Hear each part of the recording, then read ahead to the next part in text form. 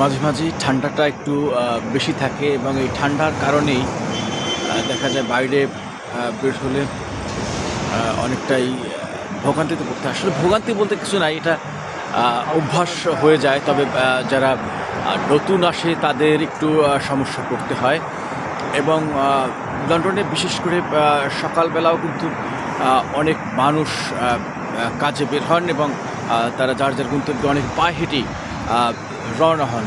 অর্থাৎ এই যে সকালবেলা কিন্তু ঠান্ডার মধ্যেও মানুষের যে কোনো ইয়া নেই, মানে এটাকে কী বলে, অলসতা নেই।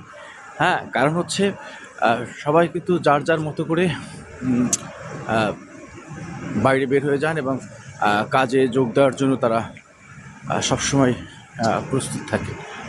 ঠান্ডা, বৃষ্টি এগুলো আসলে কোনো ব্যাপার না। আসলে আমার মনে হয় যে এরা কর্মঠ, হুম, এবং এদের মধ্যে কোনো ক্লান্তি নেই। বিশেষ করে নারীরা এতটা কর্মঠ যে বলার মতো না।